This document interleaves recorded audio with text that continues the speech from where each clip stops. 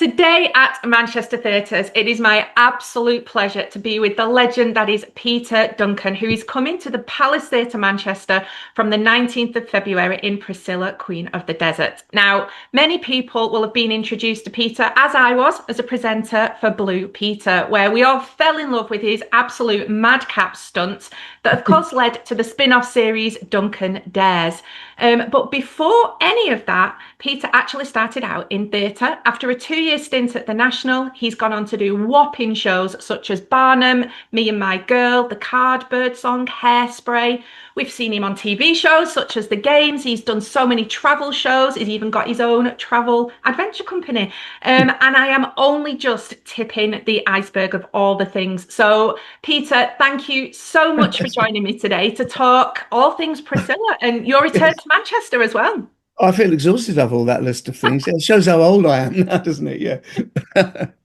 No, So, I'm thrilled by it. We've done a couple of weeks rehearsal and yeah. meeting all the people, the cast, directors, choreographers. You know, it's a lovely, exciting thing to be back in that sort of the community, which you don't always expect to do, to be surrounded by mainly younger people doing their thing. You know, so it's thrilling. Yeah, so Priscilla, give us a little bit of a recap as to what it's about in case people haven't seen it. Yes, no. Well, you either know about Priscilla or you don't. But Priscilla was an original movie in 1994 with Terence Stamp and I've forgotten the other actor's name now. But it was so out of its time, really, and nearly didn't get made because it covered this area of where people can be what they want to be and have to battle against the prejudices against them, which is an easy way of putting it, really. And so the characters are in it are very certain of themselves, certain of what they want to be, and they go out into the world. So in the story, they hire a bus because one of the actors has got a son, a secret son, in the middle of Alice Springs, and we have to go through what I would describe as a fairly rough parts of Australia to get to the centre. And that's the heart of the story, the three of them, and they go in a bus, and the bus is called Priscilla, and I play a character called Bob, who turns up to fix the bus. Obviously, when you're driving through the desert, it's going to break down, so they need a mechanic. And why it is so brilliant, apart from all the fantastic songs, is that it catches you out. You think you might go and see Priscilla. Oh, this is a big romp. It's a musical. Look at this. We can sing along with all these songs. Not too much. Don't upset the actors. you can join in with that storytelling, and the songs themselves have got stories to tell. But each of them have their own storyline, and each of them have their own dilemmas and prejudices to get them. And of course, then it gets you. You get like when you sit down and watch a movie sometimes and you think, oh, I just want something easy to watch. I don't want to get too involved.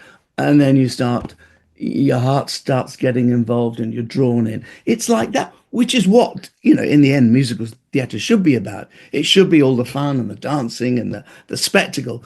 But if it tells you a story, so this is a long speech, this, if it tells you a story, that's the thing that hooks you in and makes you tell your friends, this is just, great fun. Honestly, I couldn't agree with you with more. It's fast becoming one of my favourite shows for everything that you've just sort of explained there. And I think your character, Bob, is quite integral in a lot of that because it's this kind of quiet, unassuming mechanic in the Outback that you wouldn't necessarily, you'd assume had a certain thought process, and Yes. yet he's the Nicely one put. but he's the one that kind of shows us that, do you know what? No, I'm not having any of your excuses. I'm not dealing with any of that, because if I can kind of just go with this and accept and ignore all the hate and all of this, then you're not too late to change. You're not too old to change, and all of these things. So I think he's a crucial character. He is interestingly an enigmatic character because he goes with his emotional flow, and to be honest, to be sure about who you are and what you are, you just go with the thing that feels right, and that's what he does, really, whilst battling against all kinds of things that maybe have gone wrong in his life. He's just stayed in this level person, and because I don't want to give the story away if you've not seen it, but he does team up, I would say, unexpectedly with the character in it, and in a very natural, nice way, and of course, what you realise now is the age we're in is kind of is the whole sort of idea of what is acceptable in the world, and you know it's gone in reverse a bit, especially since the orange one came to power, because when you tend, I'd say politically, but when you tend to be reactive and Yeah, more to the right politically, if you like, you're much more able to say this is right, this is wrong, you should be like this. yeah, And of course, the world got, and some countries, you know, far worse than that. But we've tended to go reverse. So it's the show is even more potent now, I think, really. yeah. And I think its delivery is so clever because we've got difficult themes in there. You know, you've got death, you've got assault, you've got prejudice and hatred and all these things, but it's wrapped up in these fierce, fabulous characters with the best one-liners. And like some, Yes. again, I don't want to give too much away. People haven't seen it, but the timing and the interpretation of No. some of the songs, like someone like MacArthur Park, and it's Yeah. just brilliant.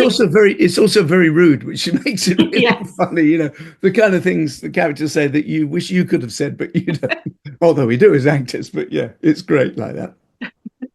And so if there was ever to be like a Priscilla 2, so if we kind of got a continuation, say, of the story as we know it where it finishes, do you think Bob would be absolutely gagging to get in on the drag act and have a go himself and join in?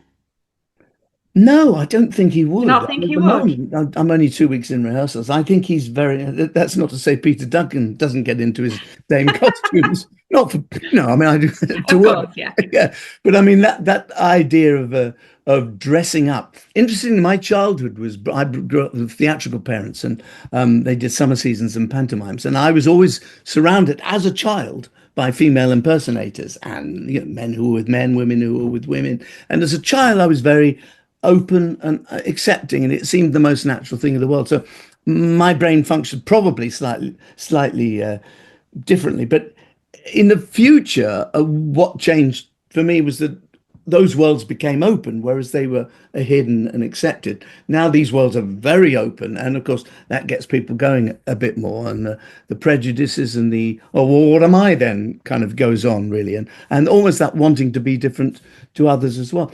So I dream, you know, of a nice, warm, clean planet where there's no pollution, and that we really do a bit like a Margaret Atwood book and all the blue people in the future. People become you know what they are, and everyone else has to accept them instead of where we seem to be heading now, which is a bit more destructive and isolating. So yeah, so the lesson is that it turns into Priscilla 2 would be like a real nirvana of freedom, of loving the planet, protecting it, still being productive and clever humans.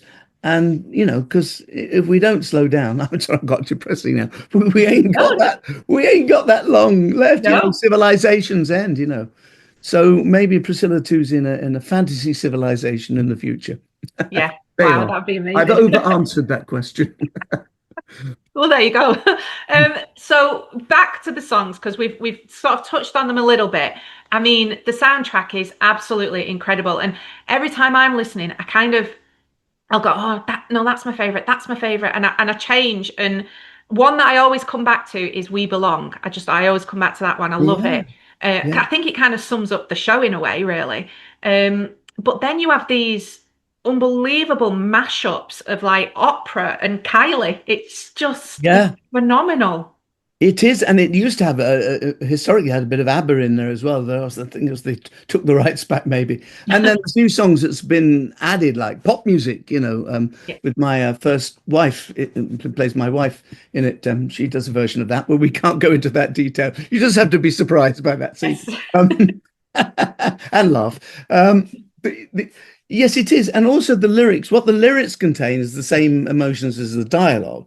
So you listening to your favorite pop song, but when you know, I say a little prayer, you realize that all these lyrics are loaded emotionally, not only with the melody, but they're loaded with Mm. the storytelling as well. And it isn't so specific. You can make up your own stories with it, Yeah. really. Yeah, so it includes that stuff, and I say, you get caught out. You get Yeah. caught out in the emotion, and Yeah. you're there for the ride. Yeah, absolutely. And I think what makes this a musical unique to others as well is So we've got the idea of, it's no spoiler to say that we know that, drag performers like to lip sync. So not all, but a lot of them do. So we've got that idea in this, but instead of it being to a track, we've got the divas on stage singing live as we've got Yeah. this lip syncing going on. Yeah, the divas are a brilliant introduction. I think that was the original producer, Australian producer's idea, so that they could tell the story through the song. So the main characters don't always have to tell their own story all the time. So it's like almost like a Greek pop chorus, if you like. Yes. So they carry the story through. And there is some lip syncing in, because Bernadette obviously was, when she started in the group Lay Girls, which Bob saw when he was a young man, probably confused him in the first place. He thinks he might have seen Bernadette when she was younger, and they were lip syncers, with like what they used to call female impersonators. They used to, and it was a great skill. If you're going to do, Marilyn Monroe, you look like Marilyn Monroe, and you've got every gesture, every action in your face and your body like Marilyn Monroe. So it was clever performing in those days, Yes. and we get a bit of that too in it. We do. People tend to love to sing now. They love to sing and impersonate the voice, so that happens more now. Yes. And have you seen any of the costumes yet, or is it too early? No, we've seen fantastic drawings. It's interesting that both the design aspect is I'm not going to say less conventional, but it's a bit different, because Vicky, obviously, who does all the Strictly things, she's very much someone who is inspired by the moment, which is not necessarily, she can't be just by the moment, but in other words, it's gone in a way that is different. So the drawings look fantastic. And the Andrew Exeter, who's the set designer and the visual designer, we've got screens as well, so that we get the backdrop of the desert. We haven't seen it yet. We've just seen what you do, the presentations on the first day of rehearsal, but all that makes it a bit different. And Matt Cole, who's the choreographer, is extraordinary. He's quite scary as well. I don't do much dancing. I did say something. I'm playing a little part at the beginning, playing the pastor. I said, "Is it all right if just I'm holding the Bible? Is it all right if I just wiggle a bit?" And he says, But now I am wiggling a bit. Well, now you're wiggling. We've got a wiggling pastor. Yes, that's it. I'm going to use that line. Oh, you just did. So I was thinking as well, obviously with the Blue Peter thing, and then you went and did the spin-off, Duncan Dares.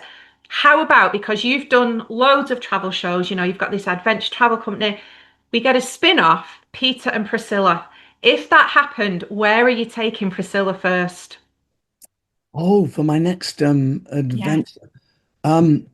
Well, it's interesting, because it's just the anniversary of a trip I did across going around the world. The Race Around the World's a big TV series now, but I did it in something called Race Across the World, which we actually drove around the world through Russia, got Siberia, snow machined, New York. We did fly New York to London, but literally a trip around the world. So there's something about what I like to do is to go, because I've traveled a lot, often with the family and the kids. So I like to go to places that are not like holiday places. So I walk. All my holidays are walking holidays, so they're physical, and that way you get to see the real communities. I don't mean going into extremes like I did in Russia, but you get to see great history, and you get to see the people as they're living now. So that's the kind of. And to answer your question, which I haven't answered, where do I want to go next? Well, I went on a Blue Peter expedition to Japan in 1981. Where I fought a sumo wrestler. I don't want to go back and fight a sumo wrestler, but I am intrigued by going back to Japan again. Not to much. I'd love to see Tokyo again, but to more rural Japan, because it was the first travels I'd ever done where the society was ancient and so different to my own, and I think that's what got me into becoming a traveler. Travel, yeah.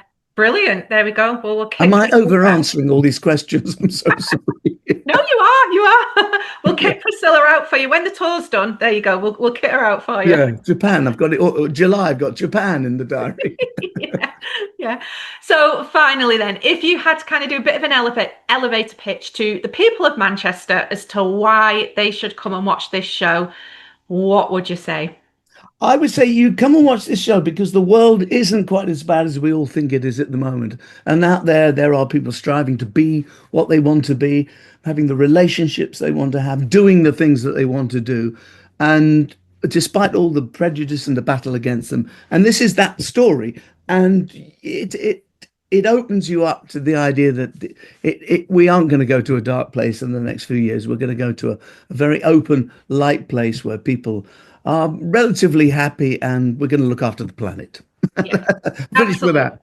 Yeah, there's more good people than bad, that's for sure. Yeah, more good people. And we need to remember that. We need to remember that. Yeah. Thank you so much for your time today. It has been It's a pleasure. Absolute joy. Honestly, it's been an absolute joy. I think I've just grinned the whole time through. No, and I'm really looking forward to come to Manchester because the times have gone. It's always been great. Yeah, well, we can't wait to have you. And as we said, you can catch Priscilla from the 19th of February at the Palace Theatre, Manchester. You have to come and watch this one. It is absolutely fabulous. Peter, thank you so much, and we will see you very, very soon. Finally, it's happened to me right in front.